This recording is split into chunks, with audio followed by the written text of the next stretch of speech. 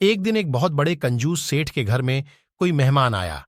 तभी कंजूस सेठ ने अपने बेटे से कहा कि आ बेटा, मेहमान के लिए आधा किलो बेहतरीन मिठाई ले आओ। बेटा बाहर गया और कई घंटे के बाद वापस घर आया। तब कंजूस सेठ ने पूछा, बेटा, मिठाई कहाँ है?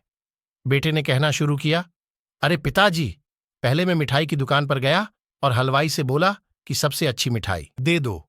तब हलवाई ने कहा, बेटा मैं तुम्हें ऐसी मिठाई दूंगा, बिल्कुल मक्खन जैसी। फिर मैंने सोचा, क्यों ना मक्खन ही ले लूं। तभी मैं मक्खन लेने दुकान गया और दुकानदार से कहा, सबसे बढ़िया मक्खन दे दो।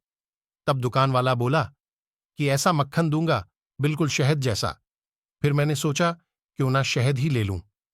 तब मैं शहद वाले के पास गया और उससे कहा कि सबसे अच्छा शहद दे दो।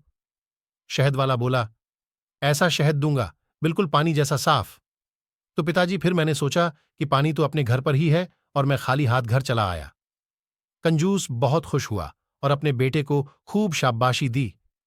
लेकिन तभी कंजूस सेठ के मन में एक ख्याल आया और अपने बेटे से पूछा कि बेटा, तू इतनी दूर घूम कर आया, तेरी चप्पल तो घिस गई होगी। तब कंजूस का बेटा बोला, नहीं पिताजी, मैं तो घर पर आए मेहमान की चप्पल पहनकर गया था। बेटे की यह बात सुनकर कंजूस बाप की आंखों में खुशी के आंसू आ गए। उसने अपने बेटे को गले से लगा लिया और कहा कि बेटा, जीवन में तुम मुझसे भी कई ज्यादा कंजूस बनेगा। पैसा बचाने में तो खूब आगे बढ़ेगा,